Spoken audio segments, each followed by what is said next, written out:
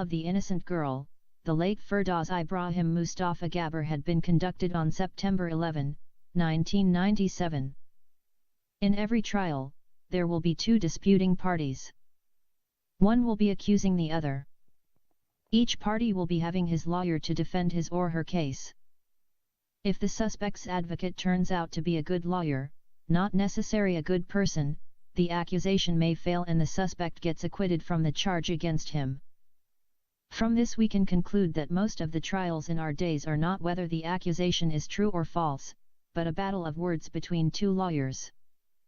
In Firdaus' trial there are two lawyers.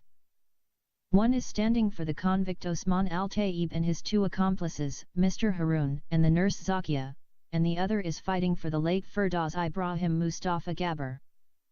The two lawyers are graduated from the same university and hence they are having equal knowledge of the law of their country. The only difference between them are their working experiences. The suspect's advocate has practiced soliciting for 20 years while the victim's lawyer has no experience at all, for this is his first case. A very few people have come on Monday morning to attend the trial. Even though, the lawyer Salah has advertised the case in the two famous and popular newspapers Al Sahafa and Al Ayyam, only a handful people have responded to the newspaper's articles. Among the 5 million inhabitants of the capital city only 5 people have come to witness the trial. Besides these 5 people there are 10 spies and the despicable man, Maulana Sheikh Marzouk. In addition to that number there are the good friends, Mona, Badr Raya, and Walid. The two lawyers are Salah and a man by the name of Faisal al-Mohammed. That Faisal is well-known advocate in the capital city and has fought and won many cases. At 9:30 am, the 3 suspects are brought in by the guards and kept in their proper place. Everybody is looking at them. The 5 unknown people have felt sorry for the young pretty nurse. They are also felt sad to see such an old man has been involved in a murder crime. None of them has sympathy for Harun because his face is revealing to them his crime. The nurse Zakia has kept looking down most of the time. She has also refused to talk to the 2 suspects though they have tried to talk to her. Harun looked very worried and frightened. The old man's uniform shows that he is already tried and convicted of another crime. His face is also showing anger, bitterness, and hatred. He never smiles or likely did so or to do that in all his life. He is gnashing his teeth most of the time. At 9:50 am the judge Sami Hashim and his 4 jurymen have walked inside the courtroom. Everybody has stood on his feet except the old geezer. The judge Sami Hashim has reached his judgment seat and sat with his 4 jurymen. The people have seated themselves too and waited for the trial to begin. A courtman has come forward and read loudly the names of the 3 suspects. After each name the word present is heard by the audience. The courtman has changed the paper and taken some papers from his file and began to read the charge sheet. Your Honor, the judge Sami Hashim and the respectable jurymen. These 3 persons are accused by the family of the deceased Firdaus Ibrahim Mustafa Gabbar as have involved in murdering their daughter. The suspect number 3, Mr. Osman Al-Taib, is accused as the kidnapper, rapist, and murderer of the late Firdaus. The suspect number 1, Mr. Harun Hassan Harun, has been accused by the family as the person who is hired by Mr. Osman Al-Taib to starve, chain, and beat to death the late Firdaus. The suspect number 1, Mr. Harun, has admitted his crime to the police authority when they had interrogated him. The suspect number 2, the nurse Miss Zakia, is being hired by Mr. Osman Al-Taib to treat the late Firdaus. She is accused of a second-degree murder because of her involvement with the 2 primary suspects. Even though as a nurse she supposed to know the starving and beating of the late Firdaus may cause a serious illness to her which may ultimately cause her death, still she had kept the matter secret. In the interrogation Miss Zakia had admitted her crime. Nevertheless, when the police authority has interrogated Mr. Osman Al-Taib, he had denied all the charges against him. He told the police that the girl is his lawful wife. She wanted to run away with her lover Mr. Salah. Mr. Osman Al-Taib had lodged a complaint at the Sharia court in Al-Gadarif city against his wife and her lover Mr. Salah.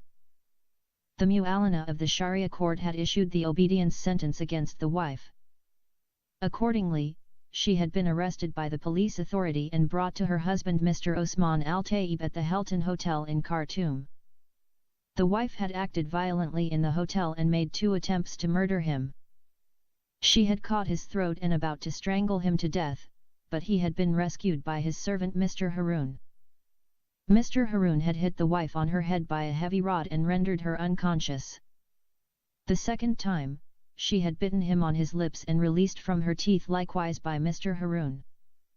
Mr. Osman Al-Taib had told the police authority that he had been compelled by her violent behavior to tie his wife up for his safety. He had denied that he had starved her or beaten her to death. He had said further the wife herself had refused to eat any food brought to her. In other words, she went in hunger strike for many days, which eventually caused her death. For that reason, Mr. Osman Al-Taib has claimed that his late wife Firdaus had committed suicide.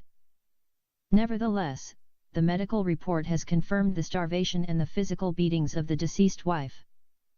Also, the medical report has revealed that the wife is forcibly being subjected to many sexual intercourses against her consent. Some scars in her body showed that she is tied up hands and feet for many days. When the doctors examined the privates of the wife, they have found there are damages in her sexual organ which led them to conclude that the wife has violently been raped. Besides that, there are many scars on the wife's face and entire body which revealed the violent struggle between her and Mr. Osman Al-Taib, while the latter is having sex with her against her wishes. 4 of her teeth are broken. The medical report has also revealed the wife has been impregnated by a few days' fetus. The late wife age is estimated by the doctors to be between 14 and 16. As soon as the court man has finished reading the charge sheet, the judge invited the 3 suspects' lawyer to present his defense. The advocate Fizzle has stood on his feet and walked slowly towards the judge and his jury. When he has reached them, he looked first to the 3 suspects and to the audience. There is a big smile on his face. He is carrying in his hands some papers. His face is revealing his old age and long experience. Even the judge and his jury seemed to know him and pay much attention to him. He then turned his face towards the judge and begun to speak with deep and solemn voice. His words are coming out of his mouth one after another. Sometimes, he speaks a sentence and looks first to the judge and to the suspects and last to the audience. After that, he smiles and breaks into laughter. The laughter will die and in its place a serious look is replaced. Your Honor the Judge. The respectable jury. Ladies and gentlemen, if my client, Mr. Osman Al-Taib, the famous business tycoon of Al-Gadarif city, is accused of kidnapping and raping his own lawful wife, the late Mrs. Firdaus Ibrahim Mustafa Gabr, then the virtuous Mu'allana Abdul Mohsin Taha, the judge of the Sharia court, and 5 policemen from Al-Gadarif city must be invited by this court to come and defend themselves against the same charges. For these gentlemen of the law are also involved in the so-called kidnap and rape crime. The lawyer has spoken those words with full confidence of the man who is going to win the case. A smile, a laughter, and a serious look again. Here in my hands, I am having a legal marriage contract between Mr. Osman Al-Taib and Firdaus Ibrahim Mustafa Gabr. The marriage contract is conducted by the virtuous Mu'allana Sheikh Marzouk, the Imam of the Grand Mosque at Al-Gadarif city. The blessed Mu'allana Sheikh Marzouk is present here and he can testify for the truth of what I have said if the court wants him to do so. The lawyer Faisal waited for some time.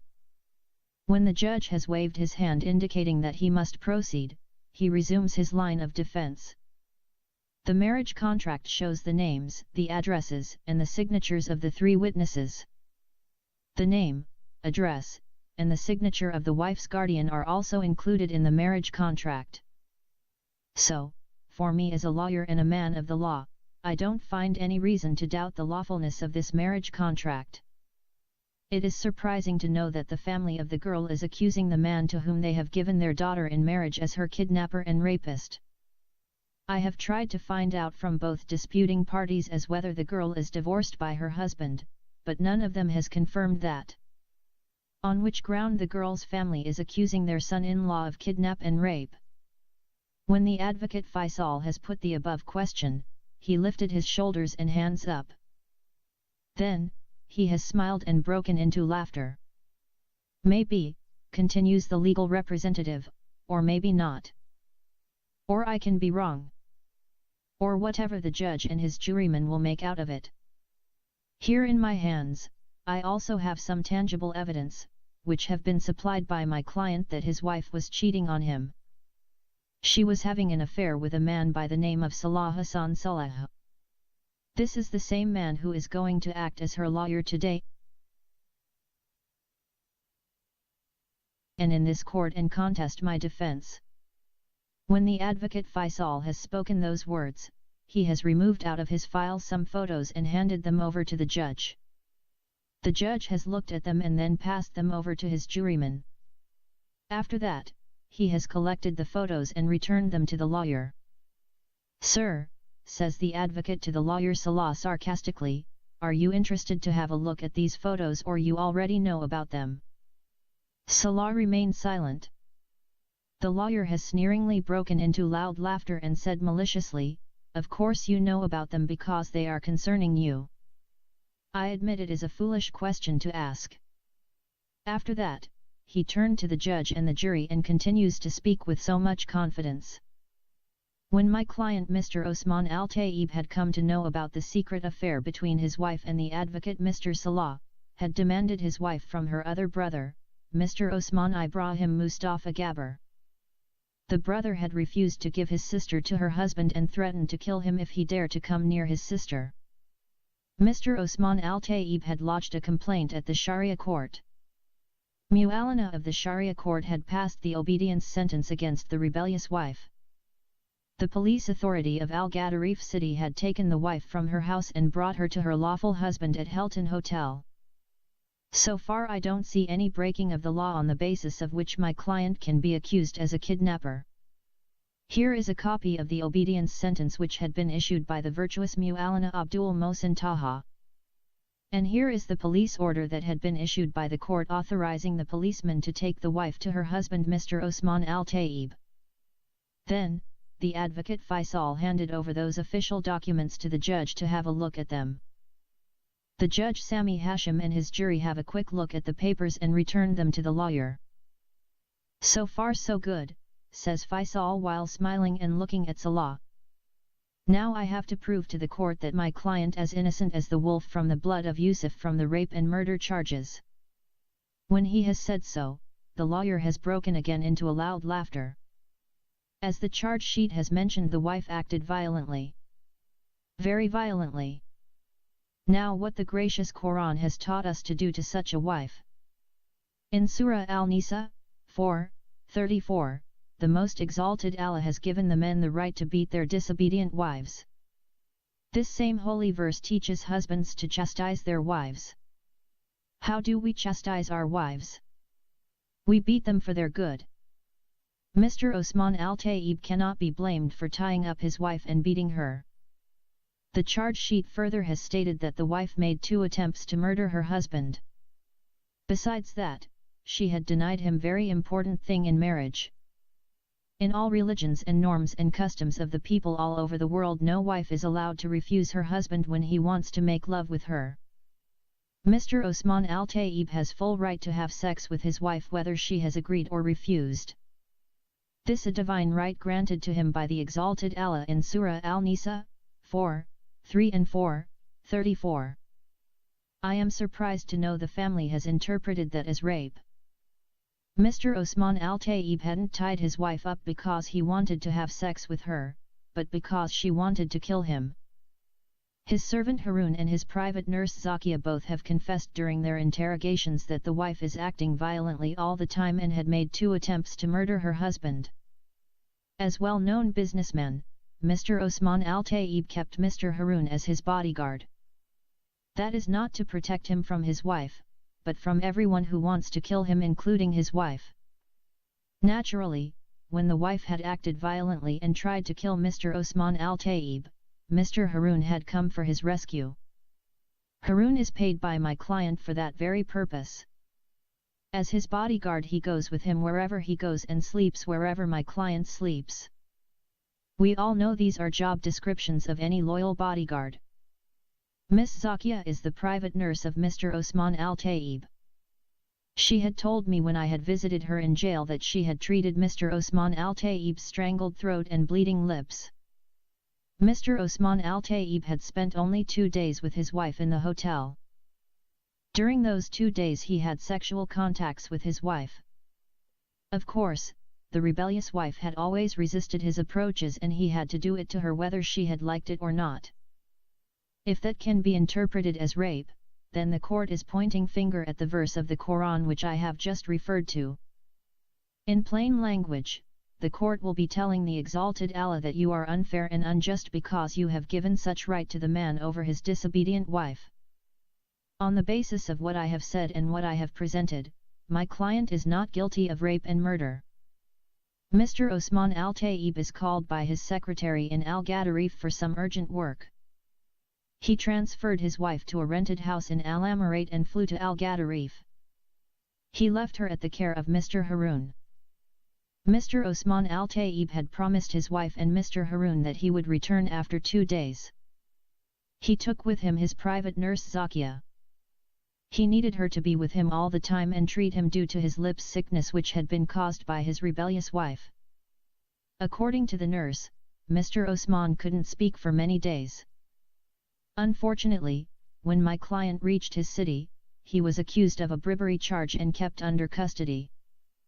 Some days had passed and neither Mr. Osman had come back nor had he phoned his wife and Mr. Harun.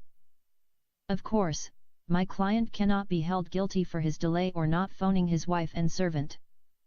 He had been detained and badly battered by the police authority of Al-Gadarif during his interrogations. I have here with me an official medical report which stated that my client remained in coma for many days.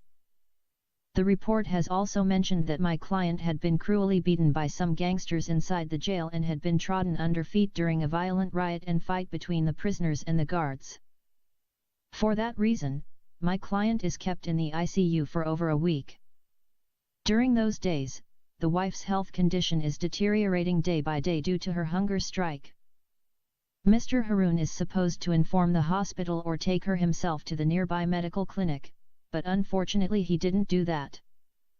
Miss Zakia returned back after 2 days and visited the wife, and when she saw her serious condition she encouraged Mr. Harun to take her to the hospital. It was too late, for the wife died after a few days in the hospital. If my client is present he wouldn't have kept his seriously sick wife in his house. He will have certainly taken her to the hospital. One last thing I must mention about my client. My client is well-known good man in his city. He has built a large mosque, the girls' high school, and the ladies' ward in the civil hospital at Al-Gadarif city. Such a good and righteous man who has such a large heart will not kill anybody. Mr. Osman Al-Taib is innocent and cannot be held responsible for the death of his wife Firdaus. The wife had died due to her hunger strike and the carelessness and negligence by Mr. Harun. Now, Your Honor the judge and the respectable jury, this is the whole matter before you. As I have proved to you, Mr. Osman Al-Taib is not guilty of murder. The wife herself had committed suicide. The other 2 charges of kidnap and rape are also false and baseless accusations.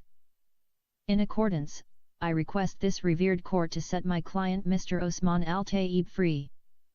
Thank you, Your Honor the judge, the respectable jury, and the ladies and gentlemen. After the defense lawyer has concluded his line of defense, he sat down and Salah has been requested to come forward and present his case. Salah stood on his feet and walked slowly toward the center.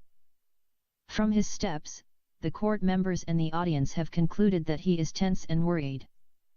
When he has begun to speak he has spoken with stammering voice. After some times, his voice is cleared up. While he is speaking he is facing the judge and the jury. Your Honor the judge and the respectable jury.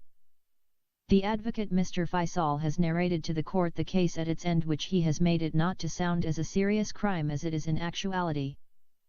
For that reason, I would like to tell the tragedy from its beginning. The court then will have good understanding of the roots of the problem between Mr. Osman Al-Taib and Firdaus family. This problem has caused great damages to Firdaus and her family members.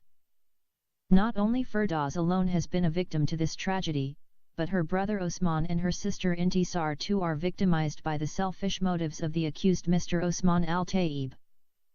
The tragedy started when Mr. Osman Al-Taib's son Sami has fallen in love with Firdaus' sister, Intisar. Sami had approached his father and asked his permission to marry Intisar. The father had strongly opposed the match because Intisar is from a poor family and his son from a rich family. Moreover, the father has already proposed to his son the daughter of Maulana Sheikh Marzouk, the Imam of the Grand Mosque in Al-Gadarif city. Sami refused to accept his father's proposal and challenged him that he will marry his girlfriend Intisar. "Objection, Your Honor," shouts the advocate Faisal. "The lawyer Mr. Salah has no right to expose Mr. Osman Al-Taib's family private dispute in court." "Your objection is rejected," replies the judge Sami Hashim. "Intisar's father," resumes Salah, "the late Mr. Ibrahim Mustafa Gabr had 2 wives. From his first wife he got a son by the name of Omar and a daughter called Badaria. Frida, Osman, Intisar, and Firdaus are the children of his second wife. There are always hatred and quarreling between the 2 rival wives and their children. When the first wife and her son and daughter came to know about the affair between Intisar and Sami, the son of the wealthy man Mr. Osman Al-Taib, they tried by all means to spoil the friendship. The mother and her daughter went to a faqih, or a sorcerer, known as Haj Mohammed. This Haj Mohammed promised them to break the relationship between Intisar and Sami through his black magic." "Objection, Your Honor," shouts the advocate Faisal. "What is your objection?" inquires the judge. "First of all, the lawyer Salah should tell the court from where he has obtained such confidential information. Secondly, he should tell us what has that to do with the trial." "The first objection is accepted and the second is rejected," says the judge. "This information is supplied to me by Miss Badaria, the daughter of the second wife. Miss Badaria is present here and she is ready to testify to what I am saying. If Miss Badaria is present here, will you please stand up and confirm what the lawyer Mr. Salah is saying?" Badaria stood on her feet and confirmed what Salah has said. She then asked by the judge to return to her seat. "As I have said, Haj Mohammed had promised Badaria and her mother that he will break the relationship between Intisar and Sami. When Badaria and her mother left the Hajj's house, another visitor by the name of Hassan Mahjoub al-Halali had approached him for the same matter, but with a different motive. This Hassan had requested Haj Mohammed to spoil the relationship between the 2 lovers because he is madly in love with Intisar. But it is one-sided love. Hassan is present here, and if he is an honest man he will admit his selfish love for Intisar. She neither loves him nor is she wanted to marry him. Intisar, as I have said, has true and genuine love with Sami Osman Al-Taib. Both of them are sincerely and truly love each other and want to be together for the rest of their lives."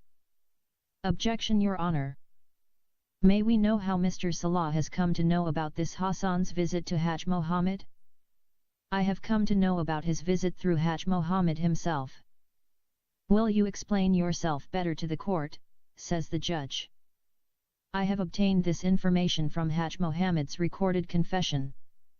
Due to that, Haj Mohammed is arrested under the charges of rape and public deception. He is at present under trial in Al-Gadarif jail. Here is a copy of his recorded confession." Salah handed over the recorded cassette to the judge and has continued speak. "May the court know from where you have acquired such a confidential material?" Intisar and Firdaus' sister, a girl by the name of Frida, had visited Haj Mohammed and had secretly recorded his confession. The Haj did not know she is the sister of those 2 girls and hence he told everything. She used a small detective recorder and recorded his entire wicked conspiracy. "Continue please," says the judge. Hassan's father and Mr. Osman Al-Taib are the best friends of Haj Mohammed. To these three friends we can add Mu'allana Sheikh Marzouk. When Haj Mohammed came to know that his visitor is the son of his friend Mr. Mahjoub al-Halali, he went to him. He also guessed that Mr. Osman Al-Taib would be interested to break such a relationship between his rich son and the poor girl.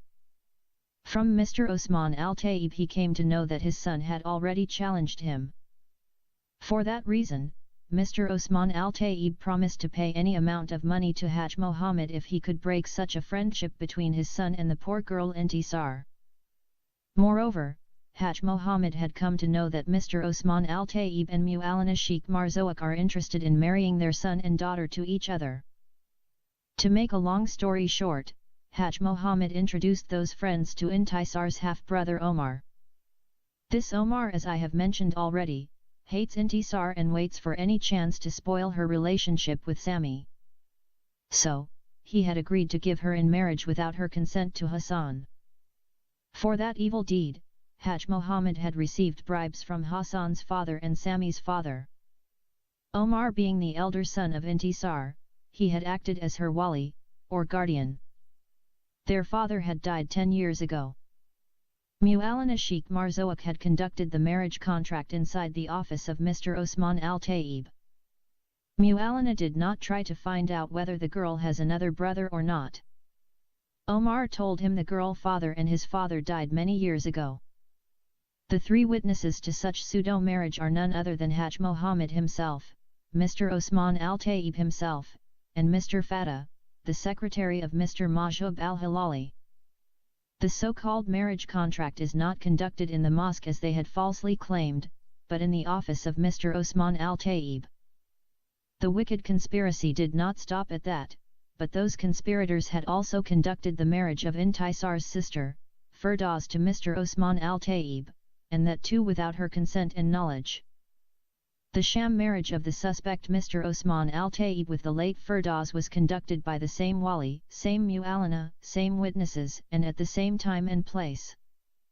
If we accept such an evil conspiracy as marriage, there will be no difference between us and the jungle people. For it is only the jungle law can justify such a wicked conspiracy as lawful marriages. Those two false marriages should be considered serious crimes, which had been committed against two innocent sisters. All the above-mentioned persons have their selfish interests behind such pseudo-marriages. None of them had thought of the two innocent sisters' interests. They had just sold and bought them as slave girls. Yes, I was in love with Firdaus when such an evil conspiracy had been committed against her and against her sister, Intisar. Firdaus and I, our love had started before the selfish man, Osman Al-Taib, maliciously had bought her from her wicked brother Omar. This Omar is a notorious criminal and at present he is serving 14 years imprisonment in Al-Gadarif Central Prison. He is charged with kidnap and rape crime against another innocent girl by the name of Mona Salah al-Din Hashim. Mona is now my lawful wife and she is sitting over there. She is ready and willing to confirm every word I have said about the convict Omar and the hideous crime he and his other gangsters have committed against her. Moreover, Mr. Osman Al-Taib has added to his hideous crime another crime by slaughtering the innocent girl Firdaus. The medical report has confirmed the rape and murder of Firdaus Ibrahim Mustafa Gabr by Mr. Osman Al-Taib. In addition to that, here is a letter written by Firdaus herself in which she had described in full details how she had been tied up hands and feet by ropes and chain, starved, raped, beaten, and murdered by Mr. Osman Al-Taib and the suspect Mr. Harun. For these reasons, Your Honor the judge and the respectable jury, these two suspects, Mr. Osman Al-Taib and Mr. Harun, deserve severe punishments for their horrendous crimes against the late Firdaus.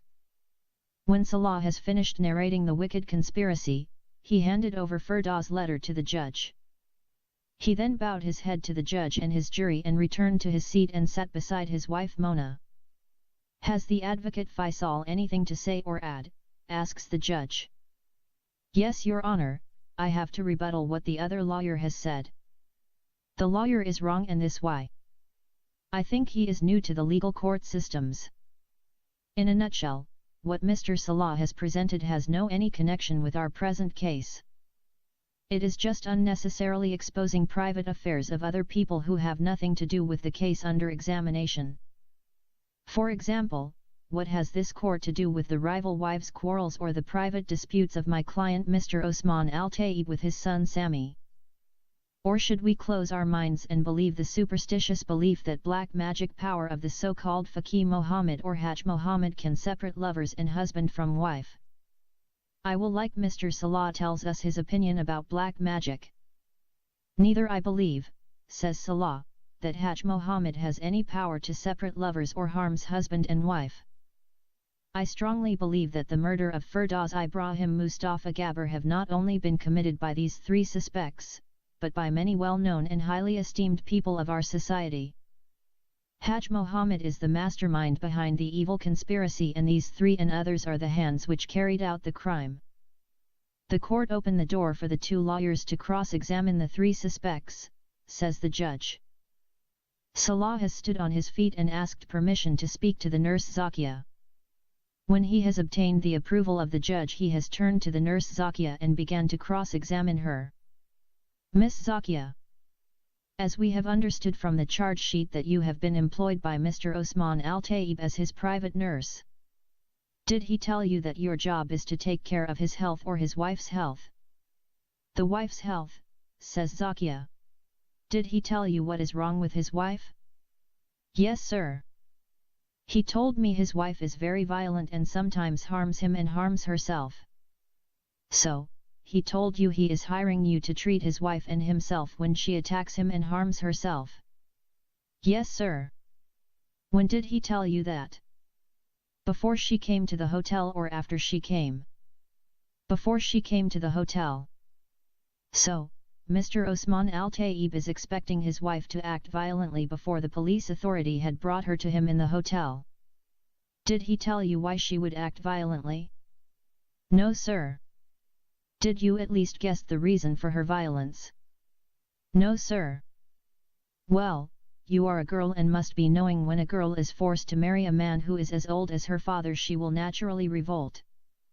Have you ever read Al-Taib Salah's renowned book, The Season of Immigration to the North? In that book, the widow acted violently and murdered the old man on their first wedding night. She did that because she had been given to him in marriage without her consent. Her case is same as the case of Intisar and the old man Mr. Osman Al-Taib. Everyone read that great classical novel has agreed with the widow's action. Every woman in the world will defend herself against her rapist, and she will try to kill him in self-defense. I haven't read such a novel, sir, but I do agree with you that the woman will defend herself against her rapist. But, Mr. Osman Al-Taib is the lawful husband of Firdaus. Well, you also seem to have been compelled by the legal representative of Mr. Osman Al-Taib that sham marriage is a lawful marriage. As for me, it is nothing except a wicked conspiracy. Okay, Miss Zakia, at least you know that our Sudanese ancestors had acted very violently when the Arab invaders had come to enslave them. They had fought against them for very long time. They had done the same with the Turk invaders and the British colonists. Objection, Your Honor, shouts Mr. Faisal, the analogy is very wrong and the lawyer is putting misleading examples in the suspect's mind. Objection is overruled, says the judge. Miss Zakia, as you have just said, Mr. Osman Al-Taib had told you his wife harms herself. Did he tell you why she had caught his throat and strangled him and later on she had bitten his lips? No, sir. Well, you must be knowing the reason for that. Anyway, if your job is to take care of his wife, why did he take you with him to Al-Gadarif city? No reply from Miss Zakia. I think I can assist you in answering that question. So, he changed your duty from nursing his violent wife to his mouthpiece. And that new job put you in trouble with Al-Gadarif police authority. The nurse Zakia began to weep. Salah went to her and put his hand on her shoulder to comfort her. Listen, Miss Zakia, I understand that you are a kind girl. For it was you who discouraged Mr. Osman Al-Taib from continuing the beating and torturing of Firdaus. It was also you who convinced Mr. Harun to take Firdaus to the hospital. For that reason, I want you to be honest and tell the court the truth. Was it true that Firdaus went into hunger strike, or Mr. Osman Al-Taib had refused to give her food and water? Mr. Osman Al-Taib had ordered his servant Harun not to give her food and water except once in the day, and that should be very little. How did you know that? Harun had told me that. Did you guess the reason for that inhuman treatment? Was it because he wanted to starve her to death, or for another reason? Harun had also told me because Mr. Osman Al-Taib wanted to weaken her physical strength that he could have sex with her. Objection, Your Honor, screams Mr. Faisal. What is your objection? Responds the judge. I strongly object and refuse such kind of talk to continue in the court. This is totally private and confidential affair between husband and wife, and we have no right to listen to it in the court. Mr. Osman Al-Taib had restrained his violent and rebellious wife because she had made 2 attempts to murder him. Even the police will handcuff and chain and beat any violent person. Sometimes, they may even kill him if he threatens their lives. Do you expect my client to allow his violent and rebellious wife to move freely until she murders him? We chastise our violent sons, and if that is not enough, we tie them up with ropes and flog them. Even the teachers at the schools severely scourge their bad and rebellious students. Moreover, our blessed Prophet Muhammad, may the prayers and peace of Allah be upon him, has said in one of his hadiths, the man should not be asked why he is beating the members of his household. The members of his household are including his wife or wives, his daughters, his sisters, his sons, etc. As I have already said, this is a divine right, which has been granted to the husband by the gracious Quran in Surah Al-Nisa 4 in verse 34, and also by our Prophet Muhammad in the hadith I have just quoted. As a matter of fact, this right is not open for questioning, disputing, or argument. We are not in the lands of the infidel Europeans or Americans or Canadians or the like. We are in a Muslim country. Have I made myself clear, or the court still want more explanation and illustrations? Your objection is sustained, says the judge. Whatever, resumes Salah impatiently, Miss Zakia, the medical report shows that Firdaus had been tied up by Mr. Osman Al-Taib, then how can you say he had starved her because he wanted to weaken her physical strength in order to have sex with her? At first, he had tried to have sex with her without tying her up, but she had caught his throat and strangled him, and about to kill him, Harun came and rescued him from her hands. How did Harun rescue Mr. Osman Al-Taib? He hit Firdaus on her head and rendered her unconscious. How did you come to know that Harun hit her on the head and not Mr. Osman Al-Taib himself? Because Harun came running to me and told me she has killed Mr. Osman Al-Taib. When I reached their hotel room, I found both of them are unconscious. I treated first Mr. Osman Al-Taib. When he regained his consciousness, he ordered Harun to tie Firdaus up in the bed before she regains her consciousness. Can you describe to the court the position in which Harun had tied Firdaus up? He spread her legs and tied them in the corners of the bed. After that, he put her hands behind her back and tied them together. When he tied her up, did he remove her clothes? He did that before he tied up her legs and hands. Did Mr. Osman Al-Taib ordered him to undress her, or he did that by himself? Of course Mr. Osman Al-Taib told him to do that. Continue please. Mr. Osman Al-Taib told me to treat her. When she regained her consciousness, he ordered me to leave the room. And what about Harun? Did he leave with you or remained behind? He didn't leave. He is told by Mr. Osman Al-Taib to hide himself behind the bed and come out for his rescue if Firdaus once again makes an attempt to kill him. Did she try to kill him again? Yes, she did. She had bitten his lips, and when I came in, I found his lips profusely bleeding, and again both of them had lost their consciousness. What had happened after you had treated them both? I told Mr. Osman Al-Taib not to try any more with her because she is very tired and weak.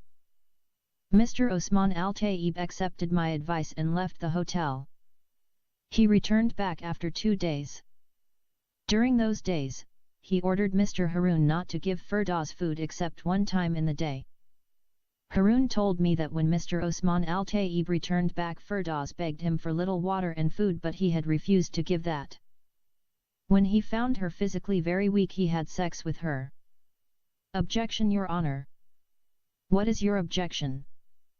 The police had interrogated Mr. Harun and he had never said that Mr. Osman Al-Taib had refused to give food and water to his wife even though she had begged him for that.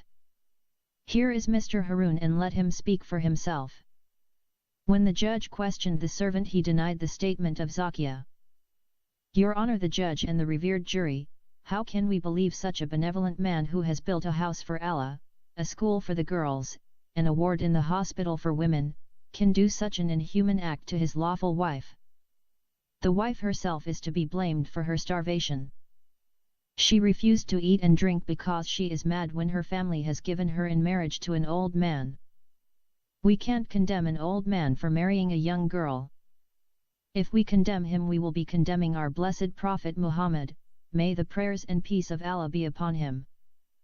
For he had married his bride Aisha when she is a child of 6 years old and consummated his marriage with her when she is 9 and he is 54 years of age. Thank you, Miss Zakia, for speaking the truth. Your Honor, the judge, I am satisfied with the information which the nurse has provided to the court. When Salah has finished his cross-examination, the court is dismissed for half an hour break. After the break, the judge and his jurymen have entered the court 15 minutes late. The delay is attributed to their private discussion regarding the case. As soon as the judge has occupied his judgment seat, he handed over a paper to the court man and asked him to read it loudly. This court has studied carefully the case in hand and came out with the following decisions. After carefully listening to the 3 accusations which are lodged by the family of the deceased Firdaus Ibrahim Mustafa Gabbar against the 3 suspects, and after hearing the words of the 2 lawyers, Mr. Faisal and Mr. Salah, and the cross-examination of the suspect number 2, Miss Zakia, this court has reached to the following conclusions. Is the suspect number 2, the nurse Miss Zakia, guilty of covering and assisting the 2 suspects, Mr. Osman Al-Taib and Mr. Harun Hassan Harun, in causing the death of Firdaus Ibrahim Mustafa Gabbar, or not guilty? This court has found her to be not guilty. Is the suspect number 1, Mr. Harun, is guilty of murdering Firdaus Ibrahim Mustafa Gabbar, or not guilty? This court has found him to be guilty of a second-degree murder. The suspect number 1, Mr. Harun Hassan Harun, is sentenced by this court to 8 years imprisonment. Is Mr. Osman Al-Taib guilty of kidnapping his lawful wife Firdaus Ibrahim Mustafa Gabbar, or not guilty? This court has found him to be not guilty. When the court has cleared the convict Osman Al-Taib from the kidnap accusation, Salah, Mona, Walid, and Badaria stood on their feet as sign of protest. The other audience remained seated. Is Mr. Osman Al-Taib guilty of raping his lawful wife Firdaus Ibrahim Mustafa Gabbar, or not guilty? This court has found him not to be guilty. When the court has also cleared the second accusation, Mr. Osman Al-Taib's face showed a big smile. Maulana Sheikh Marzouk too smiled happily. Salah and his friends are very much disappointed and discouraged by the court's injustice. Is Mr. Osman Al-Taib is guilty of murdering his lawful wife Firdaus Ibrahim Mustafa Gabbar, or not guilty? This court has found him to be not guilty. Accordingly, the suspect number 2 and the suspect number 3 are cleared by this court from those charges. When the evil old man has been cleared from his heinous crimes, he stood on his feet and begun to clap for the fairness of the court. Salah has fallen on his face and begun to cry like a baby for his ex-girlfriend Firdaus. His wife Mona, Walid Hamza, and Badria have also prostrated on the floor with him on the floor and begun to weep too. The other evil Maulana Sheikh Marzouk has begun to shout repeatedly, Allahu Akbar, Allahu Akbar, Hassan, Fatah, Duma, Gabir and Nasir have joined their wicked religious leader and started to repeat after him that satanic phrase. That day, the convict Osman al-Tayyib has ordered his criminal friend, Sheikh Marzouk, to take the 10 spies to a 5-star hotel and serve them good dinner on his expenses. The dangerous criminal is so happy because he has only 1 week remains for him in jail. He has sworn by Allah and the divorce of his 3 wives that as soon as he comes out he is going to dig the earth and exhume the accursed whore Intisar and hands her through the police enforcement to her lawful husband Hassan Mahjoub al-Halali. After renewing his oath of revenge, Beelzebub, the prince of the devils, has sent his searching demons to find the whore Intisar, who has stolen the heart of his son Sami and has made him to land in jail, where he was imprisoned with dangerous and notorious criminals and got cruelly beaten by the police extortionists and the watchmen and so much humiliated and degraded. He had appointed Mu'allana Sheikh Marzouk as their spiritual leader and financer and Hassan and Duma his muscles and assistants. The wicked old man has also determined in his heart that as soon as he gets released from jail, he will arrange the murder of Intisar Ibrahim Mustafa Gabir.